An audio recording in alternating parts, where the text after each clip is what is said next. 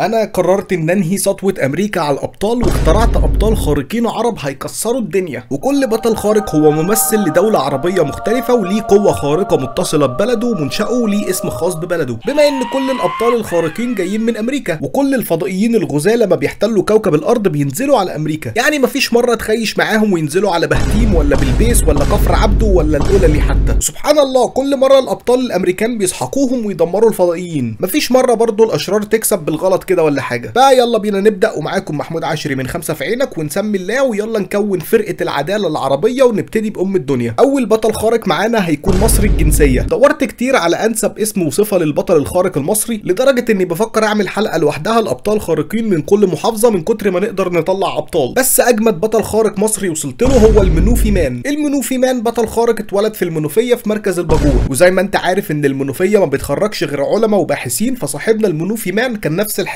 وفي مشروع تخرجه من كلية العلوم راح على مركز ابحاث ومعامل بركة السبع يتابع تجاربه العلمية، واذ فجأة النور بيقطع وبيحصل زلزال وبيقع على الارض وبيتدلدق على بقه سائل كيميائي خاص ببحث سري للغاية، وبيشربه غصب عنه، لكن بيحصل على قوة خارقة غيرت حياته. القوة دي عبارة عن انها بتضاعف اعراض كونك منوفي ل10 اضعاف، يعني المنوفي اصلا عبقري، فمستوى ذكائه ارتفع بنسبة 10 اضعاف، لدرجة انه اخترع بديل للبترول كمورد للطاقة، يعني كم عنصر كيميائي بكميات محددة مضافين لخربوش شاي العروسه قادرين يولدوا مفاعل نووي لمده 3 شهور. تاني حاجه هي ان المنوفي اصلا بخيل، فبخله تضاعف 10 اضعاف، يعني المنوفي مان لما فتح محل حلويات وظف ناس عندها مرض السكر.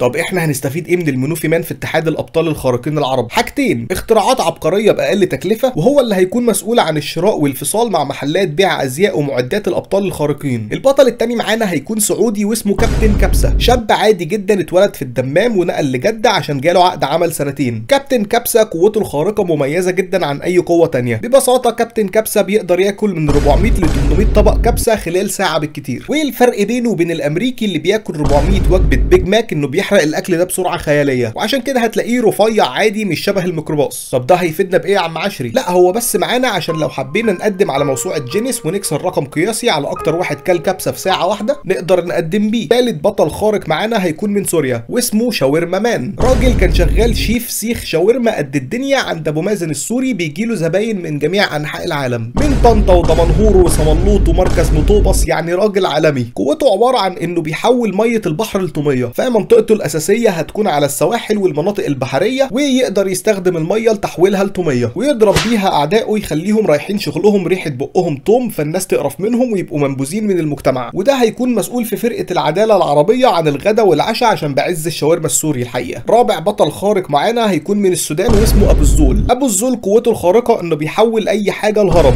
طول عمرنا بنسمع عن البني ادمين اللي براس مربعه، وبنشوفهم هنا على القناه في الكومنتات اللي هم بيحكموا على الفيديو من غير ما يشوفوه بناء على الثامنيل. ابو الزول بقى بيحول الناس دي لاهرامات مصغره. هو بس عنده مشكله صغيره كده هنعالجها مع الوقت، وهي انه كل ما يصحى من النوم بيصاب بحاله نفسيه بتخليه يقعد يقول حلايب وشلاتين سودانيه لحد ما المنوفي مان يشربه خربوش الشاي الجميل ويهدى. البطل الخارق اللي بعده من الجزائر واسمه شكون احنا. قوته الخارقه انه قوي الشتيمه، بيشتم كل من هب ودب والاتفه الاسباب، عامل مشاكل مع صحابه وجيرانه وزمايله والدول المجاوره ومجاوره المجاوره وافريقيا بالكامل. هو اللي بدأ الحرب الاهليه ما بين الجزائر والمغرب، واول ما اكتشف قوته الخارقه ظرف شتيمه وقعت بين البلدين. مثله الاعلى في الحياه محمد عبد العاطي، ومشكلته الوحيده ان محدش بيفهم منه كلمه واحده اصلا عشان بيتكلم جزائري، فاغلب الوقت لما يبدا يبرطم بالشتايم اعدائه بتقع على الارض من الضحك، وهي دي سر قوته، بيموت اعدائه من الضحك. وضعه في فرقه العداله العربيه مهم جدا واستراتيجي، عامل زي صاحبك اللي بتبدا بيه الخناقه بسحبه شخره تصحي الميتين، وبعد كده بيركن على الرصيف عادي، المهم يعمل حس للفرقه ويزرع الخوف في قلب اعدائنا. البطل اللي بعده جاي لنا من جزر القمر واسمه مون لايت، وزي ما انتم عارفين ان شركه مارفل قلبت مني فكره البطل ده وعملته مسلسل اسمه مون لايت، وقالوا للناس ان قوته راجعه لاسطوره فرعونيه، وده كلام غير صحيح بالمره. البطل ده من جزر القمر وليه فرع لعيلته عندنا في بورسعيد عشان عيلته كلها صيادين سمك وجندفلي، وفي يوم من الايام كان سهران على المركب بتاعته في الصياديه هناك في جزر القمر، والقمر كان بدر 14 وحس بالضوء بيتغلغل جواه، وحصل على قوه غير عاديه، بيقدر يعكس شعاع الشمس ويحوله لطاقه حراريه العربيه تشغل اتخن مصنع في العالم بالطاقه الشمسيه، بس عنده مشكلتين كبار مش عارفين نحلهم. اولها انه ما بيتكلمش عربي اصلا، هي جزر القمر دخلت جامعه الدول العربيه زيطه كده، على امل اننا هنكون زي الاتحاد الاوروبي بس قلبنا على الاتحاد السكندري وعمرو موسى اتبدل بعادل شكل. تاني مشكله انه دايما بيوصل متاخر في اي مهمه لانه مرمي في اخر القاره خالص، على ما ياخد له مركب للقاره وياخد ميكروباص من موزمبيق ينزله في اوغندا، ومن هناك ياخد له توك توك يرميه في بولاق ابو العيله، تكون المهمه خلصت والاعداء اترموا في سجن ترى. طبعا الفرقه دي مش هتكمل من غير بطل عراقي، وعشان كده هيكون معانا بطل عراقي اسمه عطواني مان. العطواني مان كان راجل عادي جدا اسمه حسن مصطفى، بيشتغل غطاس مجاري بيسلك بلاعات الشوارع، وفي يوم من الايام كان شغال جوه ماسوره صرف صحي، دخل في بقه ماده اشعاعيه مش يورانيوم، لا لحسن امريكا تهب على العراق تاني بالاونطه. خرج من البلاعه روح بيته، بص في مرايته معرفش نفسه، فجاه تحول من حسن مصطفى ليوسف عويس البرعوسي، شعره طول بشكل غريب جدا واترفع واتثبت لفوق كده، دقنه تحولت لجسر مرسوم من اعظم مهندس انشائي، حواجبه اتحددت بشكل عجيب ولا اجدعها كوافير حريمي، واكتسب قوه خارقه ملهاش مثيل، بيقدر يطول شعر دقنه لمسافات تصل ل 8 كيلو متر وبغزاره تتعدى غزاره غابات الامازون. فبيقدر يستخدم شعر دقنه لحاجتين، اول حاجه انه يقدر يكتف اعدائه بشعر دقنه، ثاني حاجه انه يقدر يستخدم شعر دقنه عشان يلقط زملائه لو حد وقع من على شجره ولا على مبنى. والعطواني مان هيكون حلاق المجموعه في المقر، لو حد احتاج حلاقه شعر ولا دقن ولا فوطه سخنه ولا اي بخار ولا اي حاجه، العطواني مان سداد. نقطه ضعفه الوحيده هي الاعداء القرع، يعني لو دخل عليه عدو اقرع واملس الوجه بيصاب بحاله اغماء لمده 3 ايام. ومعانا بطل تونسي غريب حبتين لكن مفيد جدا لفرقه العداله، اسمه شاكر شراد، واسمه البطولي ذو الوجهين. ذو الوجهين عنده متلازمه غريبه جدا، الصبح بيكون شاب حليوه دلوع من الشمال، بالليل بيكون شاب متشدد وعصبي ومحافظ جدا من الجنوب. الصبح يقول لك انا مع الغاء تعدد الزوجات والبنت لازم تورث زي الراجل وجسم المراه ثوره وليست عوره، وبالليل يقول لك تونس محتاجه فتح اسلامي جديد وانا بدور على زوجه تانية ومحتاجين نظرف الشمال بالنووي. حتى قوته غريبه جدا وملائمه لاسمه، لما بياكل اكله حاره بيطلع نار من بقه يحرق بيها اللي قدامه، ولما بياكل حاجه ساقعه بيطلع تلج من بقه يجمد بيها اللي قدامه. نقطه ضعفه اغرب من كل ده، وهي لما حد مغربي يقول له الكسكسي اكله مغربيه بيجي له تشنجات لما بيسمع الكلمتين دول وبيحتاج يدخل غرفه الانعاش. البطل اللي جاي ده بقى غير اي حد نهائي، البطل ده جاي من اليمن واسمه الرومانسي المنسي. زي ما انتم عارفين ان شعب اليمن رومانسي بطبعه وعواطفه جياشه حبتين، اخونا الرومانسي المنسي يكاد يكون عكس البطل شكون احنا من الجزائر، وده لان قوته تعتمد بشكل كلي على الرومانسيه وحب الناس. كعاده اي شاب يمني طبيعي بيصحى كل يوم يرفع له شيلات على الريق ويكتب له قصيده رومانسيه في طريقه للشغل في اتوبيس الهيئه، وفي يوم من الايام كتب قصيده جيشه تقعد عنتر بن شداد في بيتهم. حس باحساس غريب جدا وقتها، حس ان ممكن يواجه العالم كله بقوه الحب والعشق والغرام. قوته بتظهر في عز الخناقه ما بين الفرقه واعدائهم، الناس بتكسر عظم بعض وده بيجي في نص الخناقه يظرف له قصيده شعر شجن يخصي بيها اعدائه، واحيانا بيحصل ليران صديقه من القصيده تصيب زمايله في عز ما يملكون تحت الحزام. ولتغاضي المشكله دي حاولنا نقنع فرقه العداله بلبس سداده ودان في المعركه، لكن مفيش نتيجه لان القصايد والشيلات اقوى من اي سداده في العالم. مثله الاعلى في الحياه الفنان المرهف الاحساس تامر حسني، العدو اللدود اللي عمره ما قدر يقاومه هو حمو بيكا. واخر بطل معانا في الفرقه الحاليه من الاردن واسمه شيخ النكد، قوته مرعبه جدا الحقيقه، وهي انه بيستدعي ارواح نكديه اردنيه قديمه في وسط المعركه عشان تساعده وتديله قوتها ويفشخ اعدائه بكل اريحيه. مشكلته بسيطه جدا عكس كل الابطال اللي فاتوا، ان كل ما يستدعي روح عشان تديله نصيحه بيطلع له دايما راجل عجوز بيقطم فيه طول الوقت، يعني مره يقول له بذمتك دول اشرار، وين ايام زمان يا زلمه لما العدو كان عدو عن جد. وكل ما يبدا هجومه الروح العجوزه تقول له ما تنساش تغسل ايدك بعد ما تخلص المعركه، اياك تنام من غير ما تغسل رجليك واسنانك وتشرب حليب سخن. فدايما شكله صغير ويكسف قدام زمايله قدام اعدائه، ده عائق خطير في طريقه. حاليا دول ابطال فرقه العداله العربيه لكن قابلين للزياده. فقول لي بطل تاني في الكومنتات من بلدك، ولو ما ذكرتش بلدك قول لي برضو بطل من بلدك. ولو عجبتك الحلقه ما تنساش لايك وسبسكرايب، واشوفكم الحلقه الجايه. كان معاكم محمود عشري من 5 في عينك، سلام.